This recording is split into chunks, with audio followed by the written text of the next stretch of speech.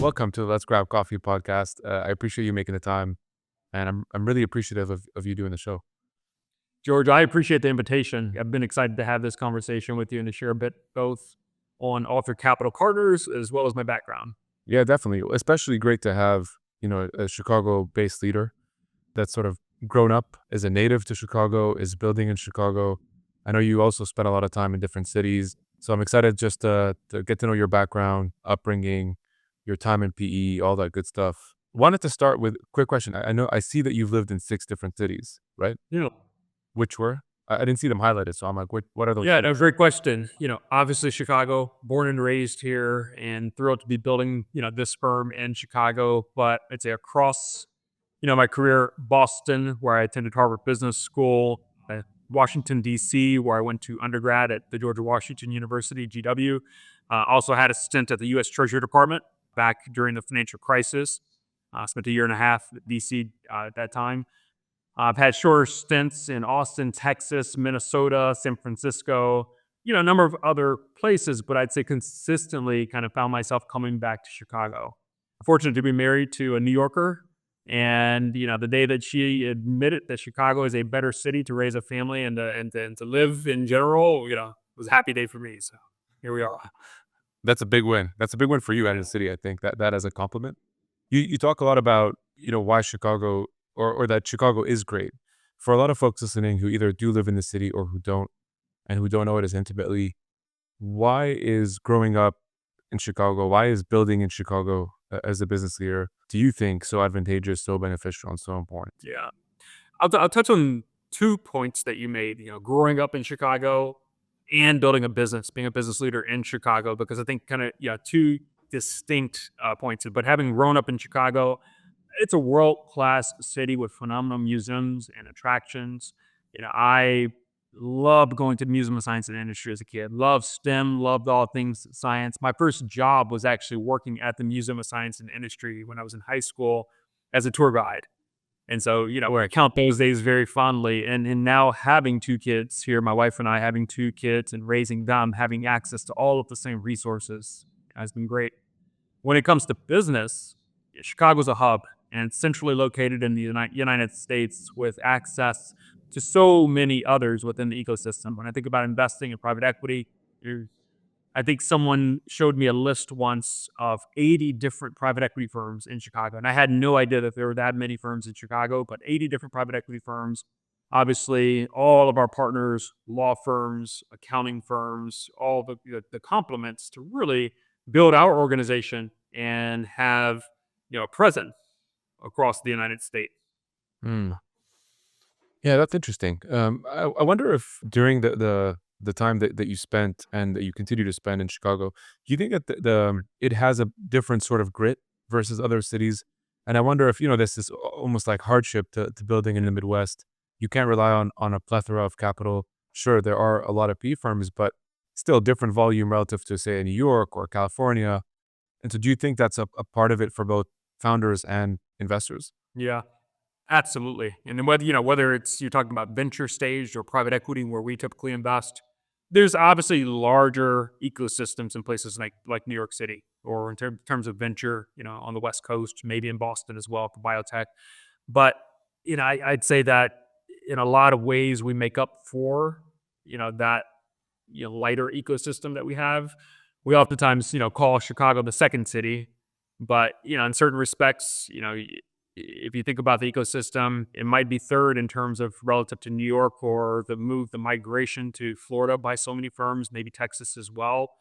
Nonetheless, I think there really is critical mass of folks that are here in Chicago, eager to be in Chicago and to continue operating businesses here. And it's presented itself as a phenomenal hub in terms of accessibility and travel anywhere across the United States from kind of a centralized location. So I think, the business environment in Chicago itself is friendly. We've been able to garner the support of so many, folks, investors, family offices that are all Chicago based that have, supported us through our growth. Hmm. And you grew up in the South, correct? I think you were telling I me. grew up in the south side of the city, working class family. My dad worked the night shift at Coca-Cola for many, many years. My mom worked as an executive assistant. at what was then Amoco and then BP and other firms. But working class family, and was introduced to private equity when I was in high school by a gentleman who is today still a dear friend, a mentor, Brian Cressy. Brian is the C in GTCR, one of the co-founders, and ultimately spun out to form Tomo Cressy Equity Partners, now Tomo Bravo, as well as Cressy Equity Partners and Frisk Cressy Ventures, a number of successful organizations. He, And I met him as a sophomore in high school, and he talked about his passion for sitting across the table from entrepreneurs and being able to provide more than capital, not just capital, but being a thought partner, helping those owners, those entrepreneurs realize their full potential.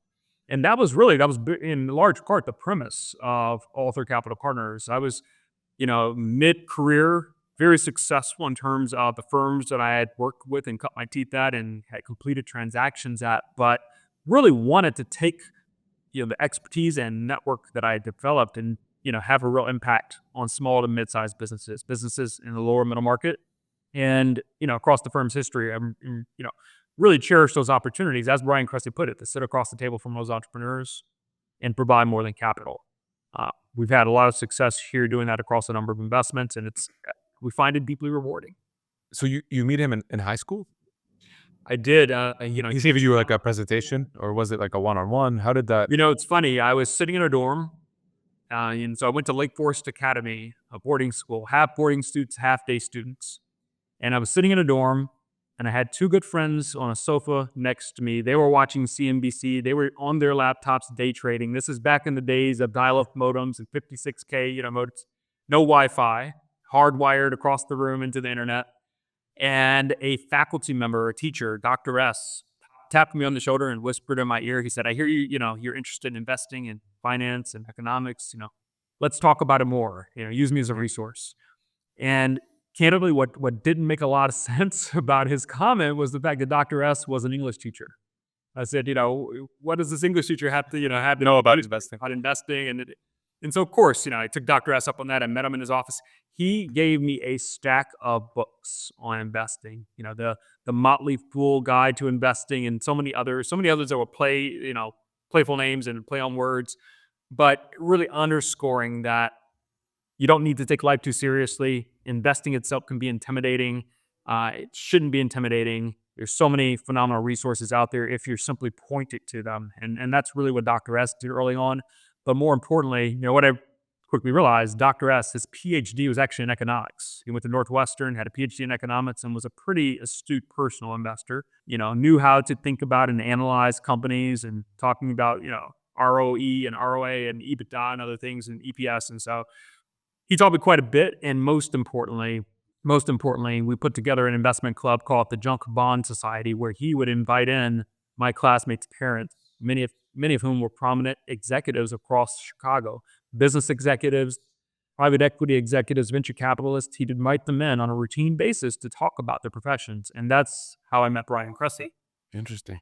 So many pieces to that story. I don't know if these are, I guess, lessons that have resonated with you through that piece in time.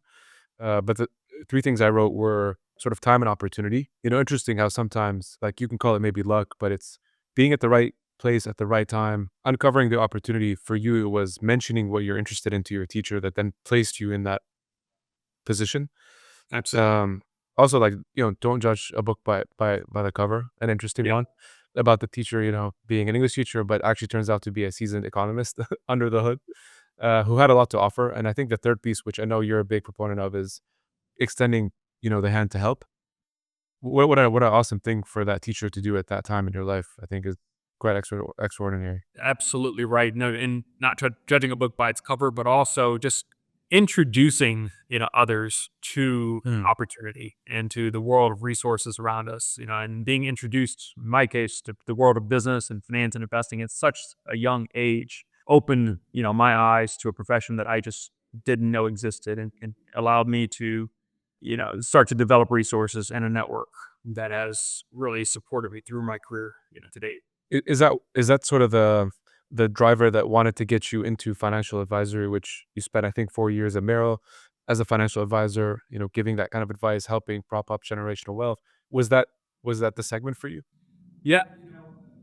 during college, I realized very quickly that the path to becoming an investor oftentimes started off with being an investment banker. And so I started off, my career as a financial advisor and investment banker to banks. And in that role, I served as a banker at Merrill Lynch, primarily advising financial institutions. And financial institutions, broad-based, to everything from insurance companies to banks, asset managers, fintech companies, advising them on mergers, acquisitions, and capital raising. And for me, it allowed provide an opportunity to really understand the fundamentals of those businesses, how you think about valuing those businesses, how you think about the growth opportunity in any of those businesses and their capital needs. But beyond that, early in my career, had the opportunity to work with some pretty phenomenal people. One of whom, another, I talk about Brian Cressy, but Mike O'Grady, the CEO at Northern Trust today, was one of those bankers at Merrill Lynch who I grew close to and very much looked up to and followed. And he provided ample opportunity for me to stick my neck out and learn as much as possible, own as much of a deal process as possible. So, grateful to those early encounters, in my career.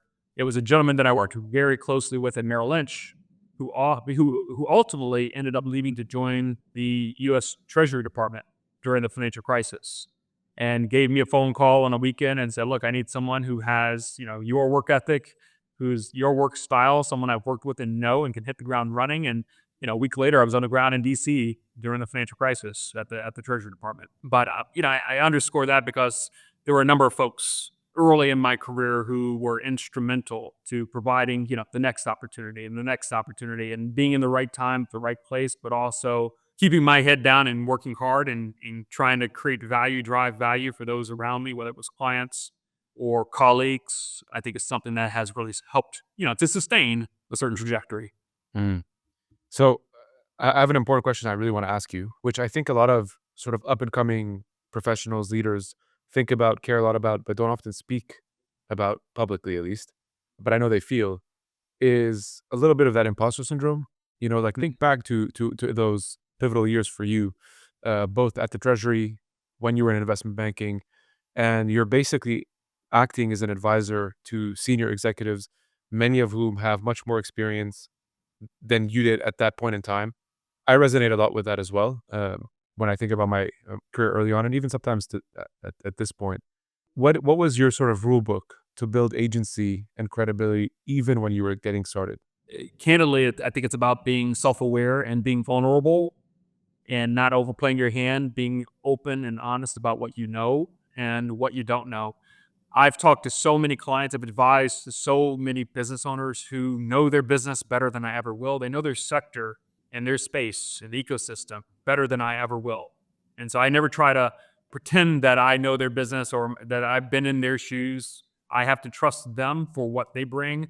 But I also, I'm very comfortable and confident in the skills that I, can bring to the table as well. And so whether that was early in my career, right out of college, just being willing to work extremely hard, staying up, super late nights and working the long hours in the office to absorb as much information as possible, to, where I am in my career today and having a, critical skill set around transactions and negotiations and creating win-win outcomes with business owners, taking business owners, taking their business, putting good strategic plans in place, helping them think strategically, and then ultimately helping to finance capital needs and growth objectives for the companies. Like, that's where I excel.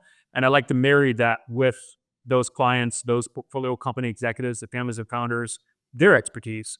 But I think, just being aware of what they bring and hopefully in an ideal world, partnering with others who are also self-aware such that they recognize the limits of their own abilities and can appreciate what myself and my colleagues here then bring to the table. Yeah, I love that. And speaking of self-awareness, when did you, I guess, become aware, to use a good segue that you're giving me, when did you become self-aware to pivot into private equity? Because up until that point, I don't think you cracked into PE. I think you've always had a nugget that you're like, hey, I'm really interested in family-led businesses, founder-led businesses. We honestly was going back to that encounter in high school with Brian Cressy, seeing him as a successful investor. And, when I really thought about what investing means, you invest in companies for 3, 4, 5, 6 years. Ultimately, there's a track record, there's a scorecard, so to speak, of whether you were successful at creating value in that enterprise or not. I love that fact. I mean, it takes a long time to actually realize that value and for that report card to get published. But I love the fact that at the end of the day, there is a firm, affirmation that you've done your job or not. And so that was something that attracted me to, the world of investing. Candidly, when I was in high school, I wasn't sure if I'd be a private equity investor, a venture capital investor, working at a hedge fund, public markets, whatever it might be.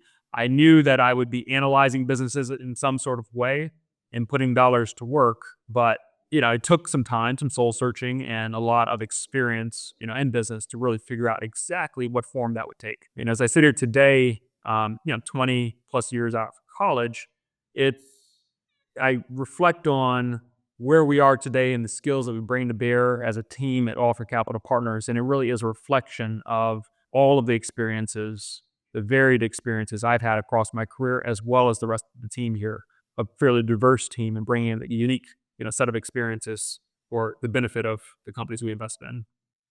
I mean, the only thing I can think of when I look at your story, and we're kind of skimming because you end up going to Vista, Toigo, BDT. These are massive investment firms, merchant banks, like notable, big brand, especially in the PE and the family office space, very well known in the middle. And as you go through that, what I wonder is what makes you think of starting up and launching your first private equity firm on your own in the middle of COVID in 2020?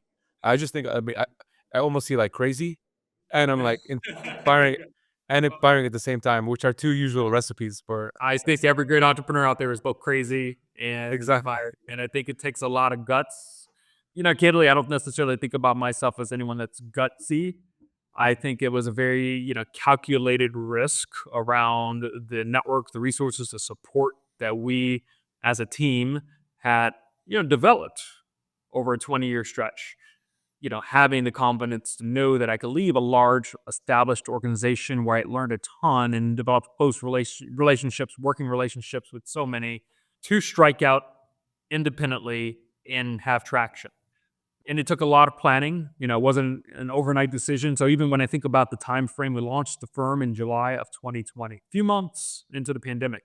Well, the planning for that started 2 years prior. The vision for what we have today here at Alpha Capital started even long before that. Building an organization that can partner with business owning families, founders, highly entrepreneurial management teams, and a differentiated, a unique way, putting their best interests first, Mm, creating win-win solutions.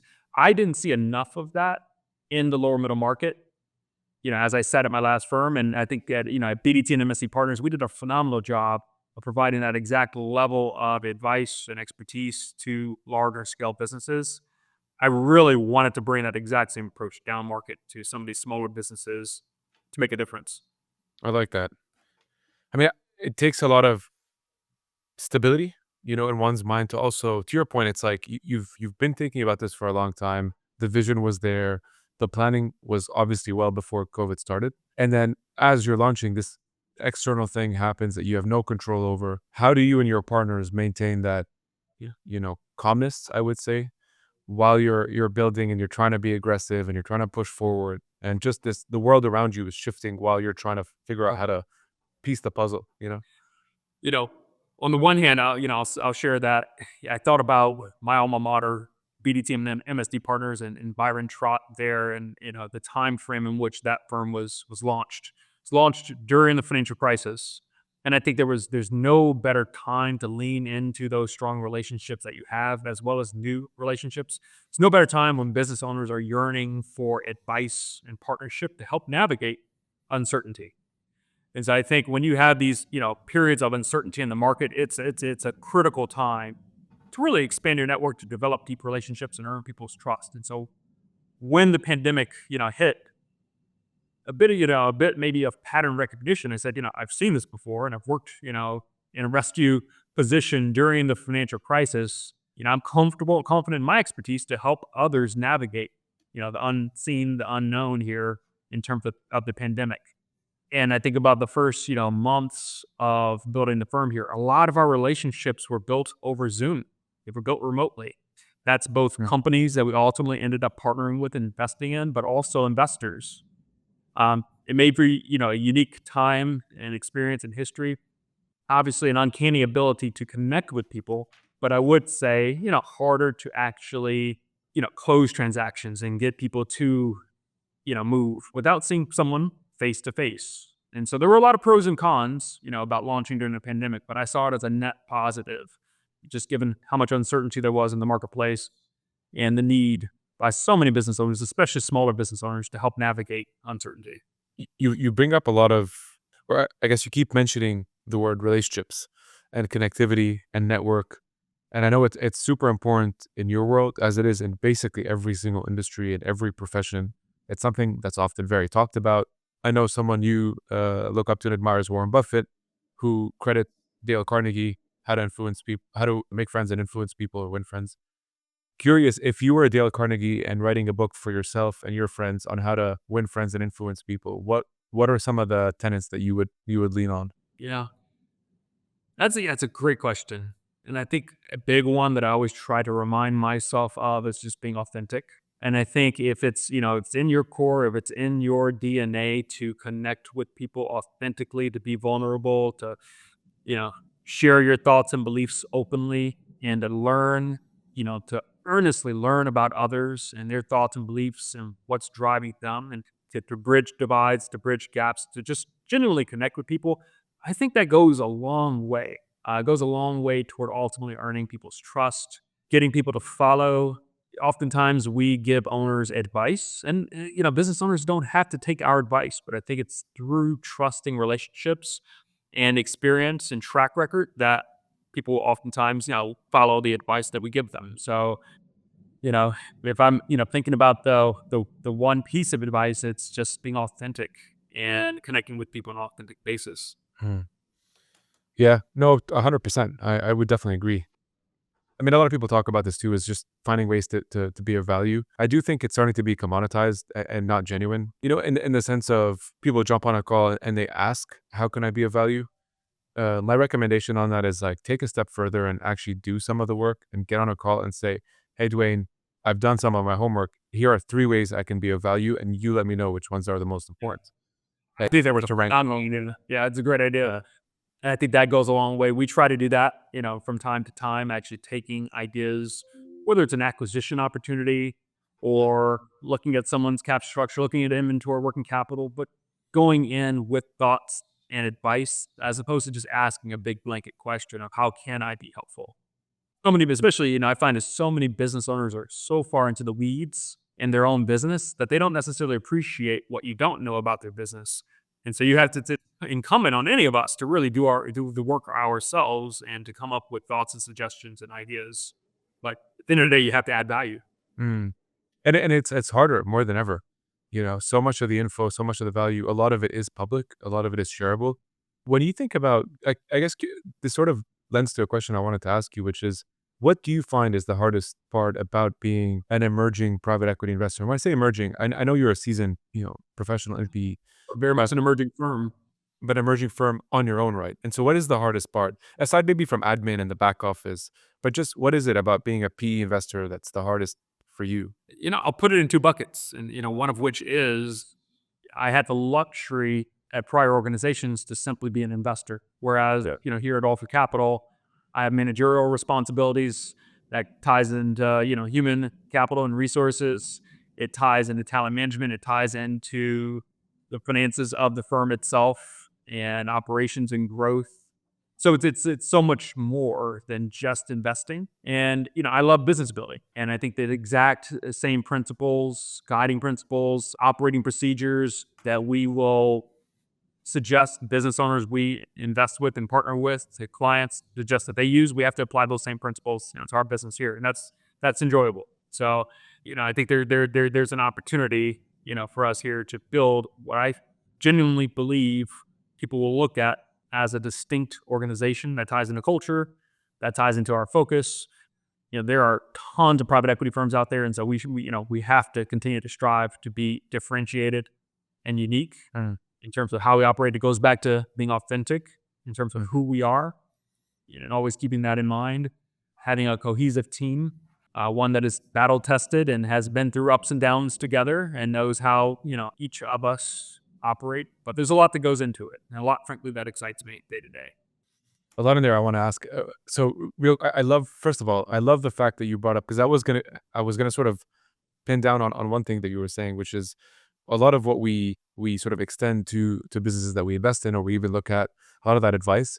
We try to take the ownership of applying it internally. So curious, what's one example that you and the team constantly preach about to other companies that you've infused in Author itself? I think process is a big one.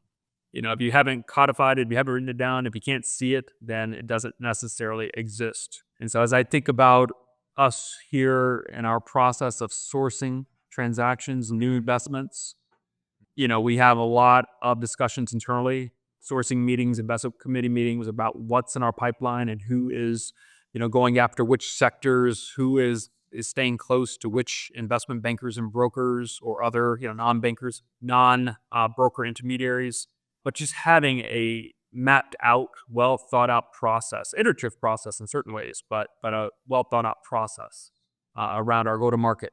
The go to market also extends to investors as well, because in terms of capital and capital formation, as we grow the firm, we need to raise more and more capital, ever larger funds to continue to grow our organization. And that requires a lot of outreach. It requires developing and earning the trust of folks, which doesn't happen overnight. Takes multiple conversations, takes a lot of proof points, touch points with different stakeholders. So Yeah. Well, also on the differentiated piece, I don't know if I said this to you or Nick. I think it was to Nick, because we caught up after I had been introduced to you. We had a separate kind of coffee after that. What I told him is the first sort of impression, let's say, or feeling I got from meeting all three of you at the office is the differentiator to me was it felt like home, basically. And I know this sounds really cheesy and cringy, and I'm not doing like a PSA partnership announcement here, but it really did feel very down to earth, very open end. You really sort of preach and you look like what your businesses are. I think that matters a lot. Like you resemble what you're investing in, both physically, the office, the partners. Like I think that visually speaks more than you have to come and tell me, like, hey, it could be a tagline and I would never believe it. yeah, I appreciate you saying that. And one of our favorite things is inviting any kind of prospect, a client, an investor into our office, into our home, so to speak. We all spend so much time at work. It is, your home next to your home. And I probably spend more time here in the office than I actually do at home with my family and my kids, who I love dearly. But this profession and my colleagues here, it's my life's work. I love being here, and we love sharing that with others and inviting them into the mix, hopefully for a long-term partnership, earning the trust of investors over decades and maintaining that relationship for decades, earning the trust of portfolio company execs. And one of the things that I genuinely love is those companies that we've been able to back, who in turn then come back and invest alongside us. Investing alongside us because they trust us, because they have had meaningful exits themselves and have the capacity then to invest behind us. But it's a meaningful stamp or validation from those folks that we've seen happen a few times, and really makes us proud. Like many PE firms, I'm sure there's a checklist, right? I can hear people probably at this point anxiously, if they don't know much about you or haven't seen the website or whatever, like what do you love to invest in? And so in a utopia, what's like the perfect model of a company that you would bet, right away on? Great question. Thinking about my background, I started off investing at Vista Equity Partners, software and technology focused firm. And if you think about those attributes of software companies, recurring revenue, some sort of mission critical product and software, um, typically long-term contracts that are, software solutions that are based in the cloud and easy to install and sell it once, build it once, sell it many kind of model. So therefore high margins, economies of scale. I think so many good software companies, skilled software companies, have these kind of holy grail attributes.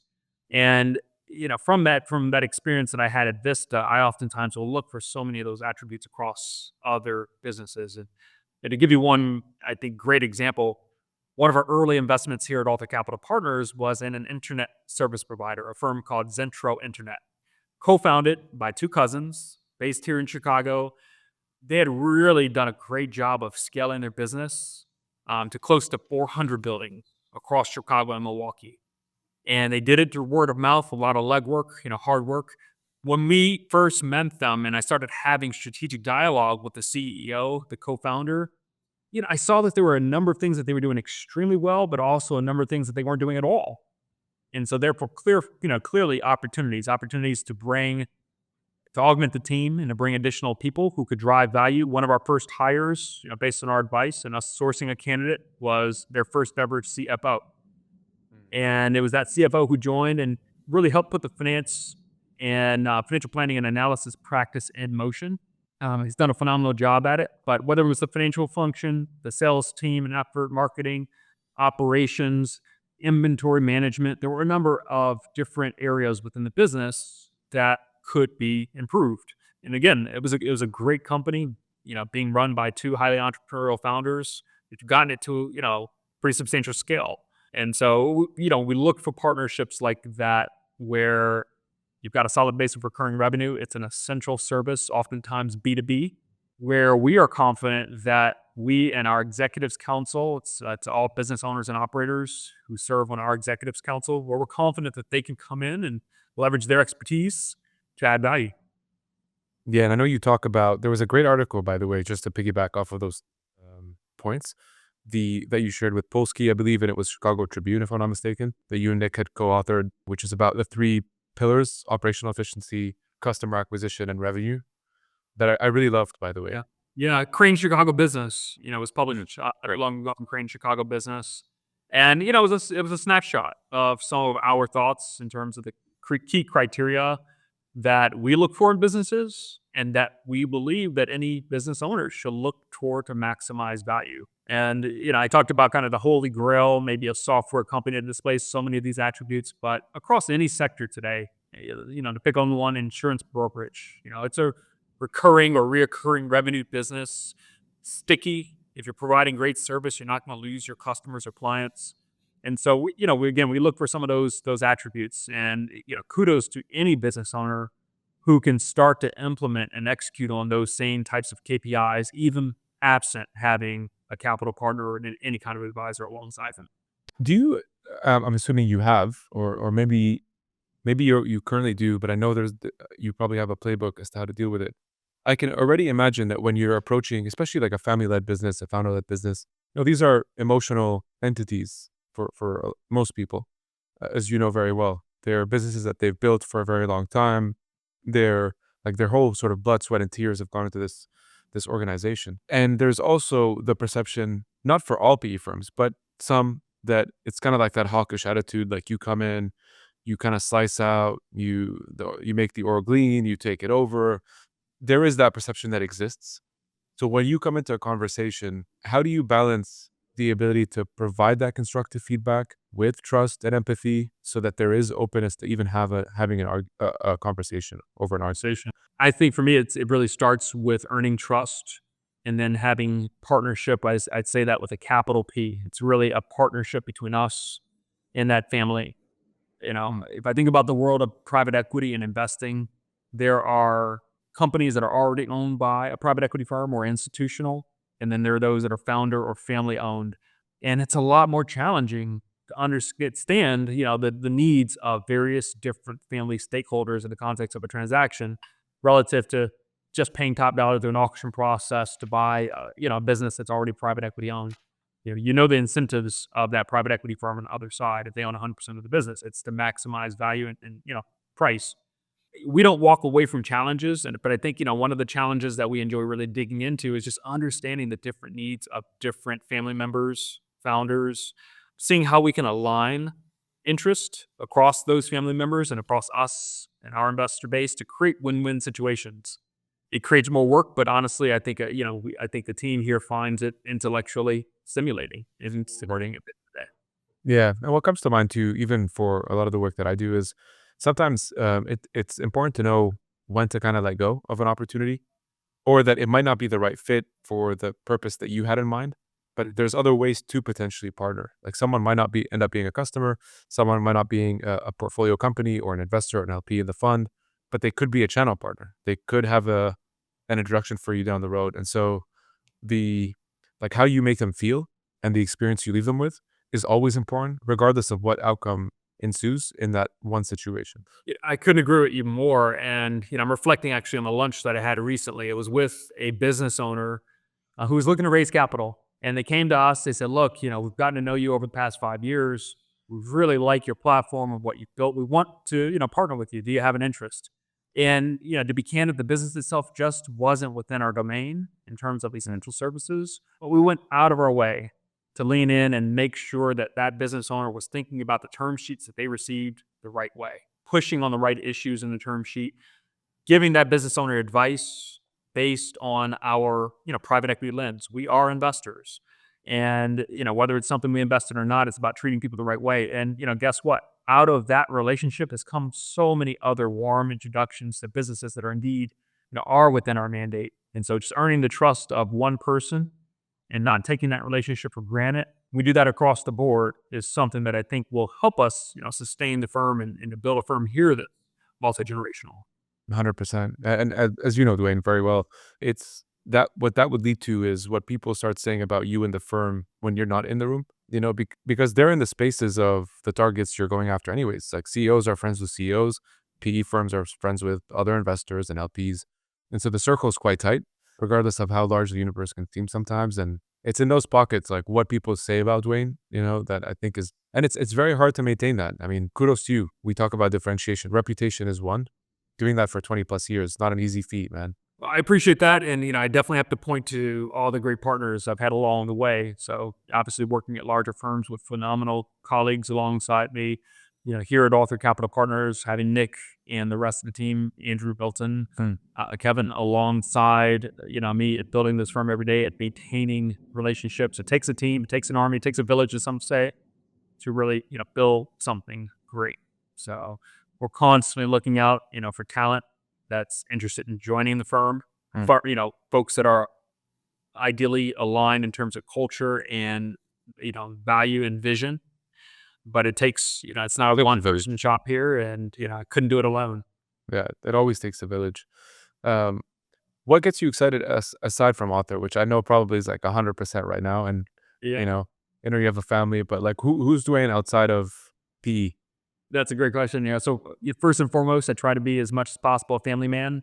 And, my wife and I jokingly have code names for our two kids. One is called EQ, the other is IQ. I won't say which is which. But we do joke that one of them is going to be the CEO one day of a business. The other will be within the business, taking orders, but having meaningful impact. Maybe the coder, maybe the software developer, the engineer. But spending as much time with them as possible. I coach my daughter's basketball team, go to every one of my son's soccer games, basketball, dance for my daughter, constantly running them around. I try to play golf as much as I can, which, Chicago is not necessarily conducive to half the year.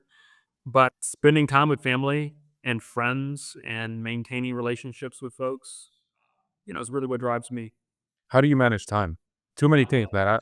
Yeah, Come on, give me the secret. Yeah, probably is it balanced? I don't know that there's a secret. I try to keep everything on my calendar, and even so much so that if I have a meeting that went long, I will go back and adjust the time on the calendar just to reflect the actual time it took. But I try to keep things on my calendar to try and best manage time. It is a constant juggle, a lot of different priorities that, you have to juggle building a business and managing others' expectations. And that's my colleagues, it's our clients, it's our investors, it's my family. So yeah, for me, it's a part of life. Yeah, I think I love engaging with people, and it's part of life. Love that. Oh, I know. Speaking of time, I want to be mindful of yours. I want to end on what I believe is your favorite quote, which I know is online. So maybe I'll leave it to you to share it, unless there's a new one that's popped up recently that you wanna leave us with, or sort of parting words, whatever it is. The floor is yours. Favorite quote. We do have one on our website. It's a Warren Buffett quote. I believe it goes along something along the lines of, a seed was planted once in order for a tree to be here, today. And I think it underscores that it takes investment in people, investment in ideas, and a lot of hard work. It's not just planting that seed, but you have to water it religiously. You have to provide it with fertilizer. You have to provide it with, training, mentorship, support. I think about my family. I think about raising my kids. I think about training and mentoring my colleagues here at work. And it takes constant effort. most importantly, as with a tree, and you wake up every year, year over year, that tree adds a new ring, and you see it growing, and you're happy. You have to enjoy the process. As you see the team around you grow and develop and take on increased responsibility and be in a position to lead transactions. You think about where you started, or I think about my kids and them, learning new things in school and unpacking what they're learning and connecting all the dots. Like, enjoy the journey. Life is short, it's sweet, and so for anyone, I would just say, try to enjoy every moment, every day. I've enjoyed this conversation with you, George, and being able to share, some of these thoughts with folks. But you have to enjoy every moment. Thank you, sir. And likewise. And I actually have the quote, so I'm gonna read it for you. I don't want to put you on the spot. So you definitely got part of it right, which is someone is sitting in the shade today because someone planted a tree a long time ago, by Warren Buffett. And definitely your story speaks volumes, I think, to internalizing that quote in real life. So kudos to you. Kudos to the team at Author. Love what you guys are building here in Chicago. I will definitely continue to be a supporter. And for anyone who's listening, feel free to get connected, support, be a value add as you see fit. We appreciate your support, George. Thank you.